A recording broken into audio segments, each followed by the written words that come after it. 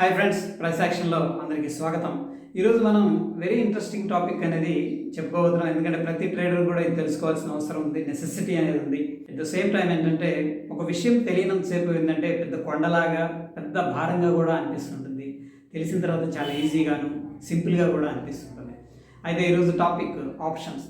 So friends, ఒక example ఇస్తున్నాను. ఒక పేరెంట్ వాళ్ళ పిల్లవాడి అడ్మిషన్ కోసం స్కూల్కి వెళ్ళడం జరిగింది. స్కూల్ వాళ్ళు ఏం చేశారంటే వాళ్ళ దగ్గర చాలా లిస్ట్ ఉంటుంది. ఓకే, అడ్మిషన్ ఫీజు అని, లేకపోతే బుక్స్ అని, ట్యూషన్ ఫీజు అని, షూస్ అండ్ మెయింటెనెన్స్ అని. సో ఓవరాల్గా లిస్టు 70,000 అనేది చెప్పడం జరిగింది. పేరెంట్ కూడా బాగా నచ్చింది స్కూలు. ఓకే, 2-3 వెరిఫై చేసుకున్నారు, మంచిగా అనిపించింది, క్యాంపస్ బాగుంది, టీచర్స్ బాగున్నారు. వాళ్ళు ఏం చేశారంటే ఓకే మ్యామ్, మేము ఈ స్కూల్లో జాయిన్ చేయాలని మా బాబుని అనుకుంటున్నాం అని చెప్పి వెళ్ళబోతుంటే ప్రిన్సిపల్ మేడం అంటది, ఒక్క నిమిషం సార్ అని చెప్పేసి ఒక ఇంట్రెస్టింగ్ టాపిక్ చెప్తారు. ఏంటంటే ఒకవేళ మీరు మీ పిల్లవాడిని పిల్లవాడు బాబైనా పాపైనా ఈ స్కూల్లో జాయిన్ చేయాలి అనుకుంటే మీరు 5,000 రూపీస్ అనేది అడ్మిషన్ ఫీజు అనేది పే చేయాల్సింది. అది కూడా ఒక వారం దాకా మేము మీ సీట్ని హోల్డ్ చేస్తాం. వారం లోపు మీరు వచ్చి ఫస్ట్ టర్మ్ ఫీజు లైక్ 25,000 అనుకుందాం, పే చేయాల్సి ఉంది. అప్పుడే మీకు మొత్తం కూడా కన్ఫర్మేషన్ అవుతుందని చెప్తారు అనమాట. ఇక్కడ ఏంటంటే పేరెంట్కి నచ్చింది కాబట్టి ఏం చేస్తారు, వాళ్ళు పే చేసి వెళ్ళిపోతారు. బట్ సడన్గా ఏం జరిగిందంటే ఫ్రెండ్స్, మనకి గవర్నమెంట్ ఉంది, వాళ్ళు ఏదో ఒక ట్యాక్స్ అనేది వేశారు. సపోజ్ సమ్ కార్పొరేట్ ట్యాక్స్ అనుకుందాం, స్కూల్ మీద అదనపు భారం పడింది. అప్పుడు ఏం చేస్తారంటే పేరెంట్కి కాల్ చేసి ఎక్స్ప్లెయిన్ చేస్తారు, ఈ విధంగా గవర్నమెంట్ ట్యాక్సెస్ అనేది వేసింది. ప్రీవియస్గా మనం ఎంత అనుకున్నాం, 70,000 అనుకున్నాం, బట్ ఇప్పుడు అది 1 lakh అయింది సార్ అని చెప్తారు. అప్పుడు ఎలా ఉంటుంది రియాక్షన్? సో ఇక్కడ లేమన్ లాంగ్వేజ్లో మనం 2 వర్షన్స్ అనేది తీసుకుంటే, ఫస్ట్ వర్షన్ ఏంటంటే ఒకళ్ళు గొడవ పడతారు, మీరు చీటింగ్ చేశారు, అది చేశారు, ఇది చేశారు అని చెప్పేసి వాళ్ళు చెప్పడానికి, ఎక్స్ప్లెనేషన్ చేయడానికి ట్రై చేస్తూ ఉంటారు. That's fine. సెకండ్ వాళ్ళు ఏమిటంటే అర్థం చేసుకొని ఓకే గవర్నమెంట్ ప్లాన్ చేసింది, మనం ఏం చేయలేమని చెప్పేసి పే చేస్తారు. ఇది ఫస్ట్ సినారియో బాగుంది. ఇక్కడ ఏంటంటే బిజినెస్ డీలు ఒక రకంగా కాంప్రమైజ్ అండ్ అండర్స్టాండింగ్తో నడిచింది. But in case second case చూడండి. సో అదే పేరెంట్ ఇప్పుడు బంగారు వ్యాపారి. ఓకే ఫైన్, అతను బంగారు వ్యాపారం చేస్తూ ఉంటారు, నగలు తయారు చేయించి అమ్మటం. ఇలాగా వాళ్ళకి నెలకి ఒక 2 కిలోల నుంచి 3 కిలోలు అనేది బంగారం అవసరం పడుతుంది ఫ్రెండ్స్. అప్పుడు ఏం చేస్తారు జనరల్గా, సపోజ్ ఒక హోల్సేల్ షాప్ ఉంది అనుకుందాం. ఓకే, అక్కడికి వెళ్ళి నాకు ఒక 3 కిలోలు బంగారం కావాలండి. ఇప్పుడు లేదు సార్, ఒక 10 daysలో వస్తుంది ప్రస్తుతానికి అని చెప్తారు. అప్పుడు మనం ఏం చేస్తామంటే, సరే ఇది ఒక 10 లక్షలు అడ్వాన్స్ ఇస్తున్నాను, ఉంచుకోండి, నేను 10 days తర్వాత వచ్చి ఆ 3 కిలోలు బంగారం తీసుకెళ్తానని చెప్పేసి చెప్తారు. బట్ సరిపోయిందా? ఇంకొక పాయింట్ ఉంది, అదేంటంటే ఎంత ప్రైస్కి కొనాలనుకుంటున్నాం, వాళ్ళు ఎంతకు అమ్మాలనుకుంటున్నారు అనేది బిజినెస్ అనమాట. పర్ఫెక్ట్గా ఇక్కడ ఏంటంటే సపోజ్ వాళ్ళు చెప్పటం ఒక 1 కోటి రూపాయలు ఉంది సార్ కేజీ, మనం ఇంటికి వచ్చాం, బట్ నెక్స్ట్ రోజే మనకి బంగారం అనుకోకుండా ఒక 20 లక్షల రూపాయలు పెరిగింది అనుకుందాం. ఏదైనా జరగవచ్చు మార్కెట్లో, ఎందుకంటే బ్రెగ్జిట్ రోజు సడన్గా మనకి 1000 పాయింట్లు ఒకటే రోజు పెరిగింది. వాళ్ళు కాల్ చేసి, సార్ కోటికి 1,20 లక్షలు అయింది, మీరు 20 లక్షలు ఎక్స్ట్రా పే చేయాలి, అప్పుడే మేము మీకు డెలివరీ ఇస్తామంటే ఎలా ఉంటుంది? పేరెంట్ ఇక్కడ స్కూల్లో కాంప్రమైజ్ అయ్యారు. బట్ ఏంటంటే అక్కడ బిజినెస్ అనేది డిఫరెంట్, చాలా ఎక్కువగా ఉంది అమౌంట్. ఓకే, అది 5,000, 2,000, 1,000 రూపాయలు కాదు. ఈవెన్ దో 2,000, 1,000 రూపాయలు అయినా సరే ఫ్రెండ్స్, బిజినెస్ డీల్ అనేది డిఫరెంట్గా ఉంటుంది. ఇలాంటి జరుగుతూ ఉంటాయి అని చెప్పేసి ఏం చేశారంటే ఒక కామన్ ప్లాట్ఫామ్ అనేది తీసుకొని రావడం జరిగింది. దాన్నే మనం ట్రేడింగ్ ప్లాట్ఫామ్ అంటాం. సో నేషనల్ స్టాక్ ఎక్స్చేంజ్ కావచ్చు, బాంబే స్టాక్ ఎక్స్చేంజ్ కావచ్చు, అందరికి మధ్యలో ఒక బ్రిడ్జ్ అనేది క్రియేట్ చేశారు. ఇక్కడ no more phone calls, no more తూచ్. ఓకే, స్కూల్ వాళ్ళు ఫోన్ చేసి 70,000 లక్ష రూపాయలు అయిందని చెప్పడం, అదే బంగారు వ్యాపారి ఫోన్ చేసి హోల్సేల్ వాళ్ళు 1 కోటి రూపాయలు 1,20 లక్షలు అయిందని చెప్పడం, అలాంటివి ఉండవు ఇక. సో అలాంటి దాన్ని మనం ఏమంటామంటే ఆప్షన్స్ అంటాం. ఇక్కడ ఆప్షన్స్ అనేది లేమన్ లాంగ్వేజ్ లో చెప్పాలంటే మనం ఇచ్చే అమౌంట్ ఏదైతే ఉందో అది టోకెన్ అమౌంట్. సో పిల్లవాడి విషయానికి వస్తే ఫ్రెండ్స్, మనకి ఇక్కడ సపోజ్ మనం ఒక 5,000 అనేది అడ్మిషన్ ఫీజు కింద పే చేసాం. మనకు నచ్చలేదు స్కూలు, లేకపోతే దానికంటే బెటర్ స్కూల్ అనేది మనకి దగ్గరలో అనిపించింది, లేకపోతే మనం వేరే ఊరు అనేది షిఫ్ట్ అవుతున్నాం. ఈ 3 కేసుల్లో మనం ఏం చేస్తాం, పిల్లవాడిని జాయిన్ చేయాలి. ఆ సిచ్యువేషన్ ఏమవుతుందంటే వాళ్ళు ఏదైతే 5,000 అడ్మిషన్ ఫీజు అని తీసుకున్నారో దాన్ని రిటర్న్ అనేది చేయరు. సో ఆ సీట్ అనేది మన కోసం ఉంచారు కాబట్టి వాళ్ళు ఏంటంటే ఖాళీగా ఉన్నందుకు గాను ఆ 5,000 అనేది పే చేయరు. దాన్ని మనం టోకెన్ అమౌంట్ అంటారు సింపుల్గా చెప్పాలంటే.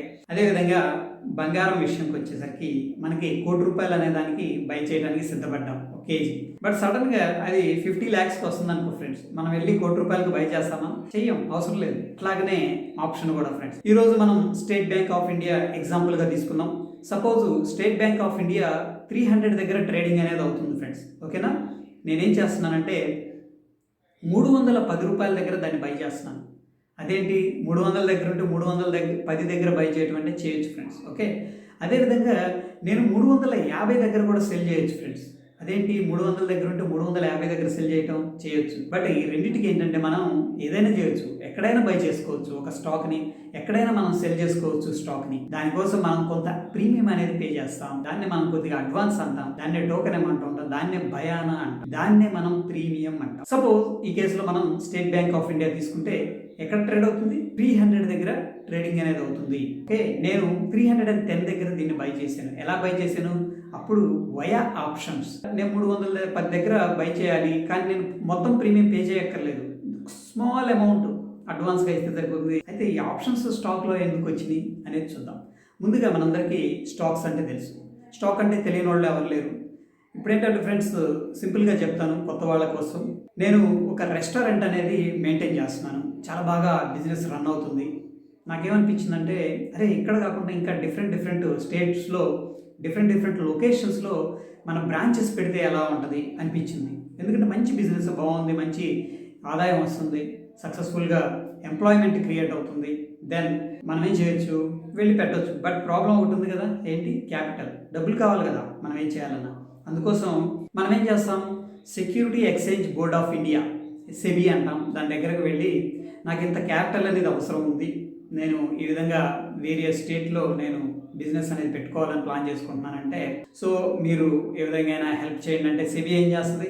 వాళ్ళ దగ్గర డబ్బులు ఉండవు. అప్పుడు ఏం చేస్తుంది అంటే మనకి ఒక బ్యాంకర్ని అలొకేట్ చేసి మొత్తం కూడా వెరిఫై చేస్తుంది అనమాట. అంటే మన బిజినెస్ ఎంత జరుగుతుంది, మనకున్న అసెట్స్ అంటే మనకున్న దాని కింద స్థలాలు, బిల్డింగులు, ఇవన్నీ కూడా అనమాట. అంటే ఆ బ్యాంక్ ఏం చేస్తుందంటే సెబీకి ఒక ఇన్ఫర్మేషన్ అనేది ఇవ్వడం జరుగుతుంది, మన ఏదైతే హోటల్ ఉందో దాని గురించి. ఒకవేళ సెబీ ఓకే అనుకుంది అనుకుని, బాగుంది బిజినెస్ బాగుంది, అంతా బాగుంది, అప్పుడేం చేస్తుందంటే మీరు ఒక పద్ధతి చేయండి, మీది నేషనల్ స్టాక్ ఎక్స్చేంజ్ లేదా బాంబే స్టాక్ ఎక్స్చేంజ్లో లిస్టింగ్ చేస్తాం మీ హోటల్ని, పేరుని. ఓకే, మీరు పబ్లిక్ దగ్గర నుంచి డబ్బులు తీసుకొని ఏదైతే మీరు అనుకుంటున్నారో ఆ బ్రాంచెస్ అనేది ఓపెన్ చేయండి అని చెప్తుంది అనమాట. దెన్ ఏంటంటే వాళ్ళు ఐపీఓ అంటాం, సింపుల్ గా చెప్తున్నాను, ఇనిషియల్ పబ్లిక్ ఆఫరింగ్ అంటాం. అక్కడికి వచ్చేసి జనం అందరికి ఏం చేస్తారు?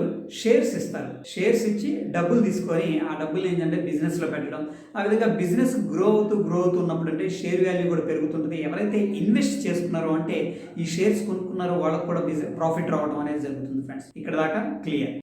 ఇక విషయానికి వస్తే మనం state Bank of India example చూస్తున్నాం. ఇక్కడ ప్రస్తుతం 300 దగ్గర ట్రేడ్ అవుతుంది. మనం ఏంటంటే 300 కాల్ ఆప్షన్ అనేది తీసుకుందాం ఫస్ట్. ఈ సినారియోలో ఫ్రెండ్ మనకి 300 కాల్ ఆప్షన్ అనేది 10 రూపీస్ ఉందనుకున్నాం. స్టేట్ బ్యాంక్ ఆఫ్ ఇండియా మొత్తం 3000 క్వాంటిటీ అనేది మనం బై చేయాలనుకుంటే 3000 క్వాంటిటీ అనేది లాట్ ఫ్రెండ్స్. గుర్తుపెట్టుకోండి, ఫ్యూచర్ అండ్ ఆప్షన్స్లో ట్రేడ్ చేయాలంటే లాట్లుగానే ఉంటాయి. మనం మార్కెట్కి వెళ్ళినప్పుడు బనానాని ఎలాగ డజన్ లెక్క అయితే కొంటామో, అదేవిధంగా మార్కెట్లో మనం ఫ్యూచర్ అండ్ ఆప్షన్స్లో చేసేటప్పుడు లాట్లలోనే బై లేదా సెల్లింగ్ అనేది చేయాలి. ఓకే, ఇకపోతే స్టేట్ బ్యాంక్ ఆఫ్ ఇండియా ఇప్పుడు 3000 ఉంది. దాన్ని 300తో మల్టిప్లై చేస్తే మనకి 9 lakh క్యాపిటల్ అనేది అవసరం అయింది. బట్ 300 కాల్ ఆప్షన్ మనం బై చేసినట్టయితే, సపోజ్ ఎగ్జాంపుల్గా ఇక్కడ 10 రూపీస్ ఉందనుకుందాం ఫ్రెండ్స్.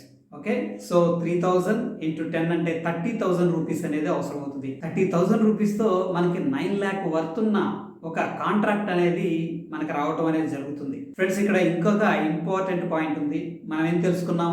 లాట్ అంటే ఏంటో తెలుసుకున్నాం. దాని తర్వాత మనం ప్రీమియం అంటే తెలుసుకున్నాం. ఇప్పుడు పిల్లవాడి కేసులో మనం 5,000 ఏదైతే పే చేసామో, ఆ పే చేసిన దాన్ని మనం ఏమన్నాం? అడ్వాన్స్ అనుకున్నాం, అడ్మిషన్ ఫీజు అనుకున్నాం, టోకెన్ అనుకున్నాం. అలాగే మనం ఇక్కడ ఏదైతే పే చేస్తున్నామో 30,000 అది అడ్వాన్స్ అనమాట. సో ఒకసారి ఇది పే చేసిన తర్వాత ఏమవుతుందంటే మనకి దానికి వ్యాలిడిటీ అనేది ఉంటుంది. ఇప్పుడు మన పిల్లవాడి కేసులో స్కూల్లో జాయిన్ చేయడానికి వాళ్ళు అడ్మిషన్ తీసుకున్న తర్వాత ఒక వారం రోజులు అనేది మనకి గడువు ఇవ్వడం అనేది జరిగింది. దాన్నే మనం ఆప్షన్స్ లో సింపుల్ గా ఎక్స్పైరీ డే అంటాం. అదేవిధంగా ఆప్షన్ ఫీచర్స్ లో మనం చూస్తే మంత్ వ్యాలిడిటీ ఉంటుంది, వీక్లీ వ్యాలిడిటీ ఉంటుంది ఫ్రెండ్స్. Okay fine, simple. దాని తర్వాత ఇప్పుడు మనకేమైంది? స్టేట్ బ్యాంక్ ఆఫ్ ఇండియా మనం 300 కాల్ ఆప్షన్ని 30,000కే బై చేసాం. సింపుల్. ఇప్పుడు మనకి ఎలా లాభం వస్తుంది అంటే ఫ్రెండ్స్, ఇక్కడ చూడండి, మనం 300 కాల్ అనేది బై చేసుకున్నాం. ఇక్కడ మనకి ప్రాఫిట్ రావాలంటే ఫ్రెండ్ ఆల్రెడీ 30,000 అనేది పే చేసాం కాబట్టి ఆ 30,000 దాటి పైకి వెళితేనే మనకి ప్రాఫిట్ వస్తుంది. అంటే మనకి ఏదైతే 300 ఉందో ఆ 300 మనకి 10 పాయింట్స్ దాటి పైకి వెళ్ళాలి. ఎందుకంటే ఆల్రెడీ 30,000 పే చేసాం మనం. అది రిఫండబుల్ కాదు ఇప్పుడు మనకి. ఓకేనా? అది అడ్మిషన్ ఫీజు లాగా అది రిఫండబుల్ కాదు.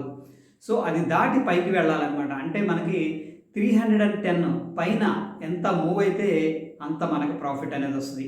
సపోజు 312కి వెళ్ళింది అనుకుందాం.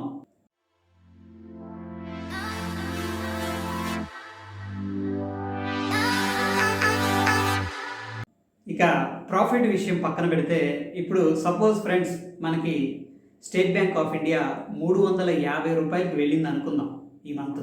ఓకే, మనం ఏం చేయొచ్చు అంటే 300 దగ్గర మనం ఏదైతే బై చేద్దామని కాల్ ఆప్షన్ తీసుకున్నామో మనకి ఒక హక్కు ఉంటుంది. 300కి ఎవరైతే కాల్ ఆప్షన్ సెల్ చేశారో వాళ్ళ దగ్గర నుంచి మనం కొనుక్కున్నాం కాల్ ఆప్షన్ని. ఇప్పుడు 350 దాకా వెళ్ళింది అనుకున్నాం. వాళ్ళు ఏం చేస్తారంటే మనం అడిగితే 300కి నాకు షేర్లు కావాల్సిందే అంటే వాళ్ళు 350 కొని మనకు 300కి ఇవ్వడం అనేది జరుగుతుంది అనమాట ఫ్రెండ్స్. సో ఎవరైతే కాల్ ఆప్షన్ సెల్ చేశారో వాళ్ళకి లాస్ రావడం, కాల్ ఆప్షన్ ఎవరైతే బై చేశారో వాళ్ళకి ప్రాఫిట్ రావడం అనేది జరుగుతుంది. ఇది ఒక రకంగా ఏంటంటే బేసిక్ లెవెల్లో ఎక్స్ప్లెయిన్ చేయడానికి ట్రై చేశాను. సో ఫ్రెండ్స్, ఇలాంటి మరిన్ని వీడియోస్ కోసం మన ఛానల్ తప్పకుండా సబ్స్క్రైబ్ చేయండి. Stay tune. ధన్యవాదాలు.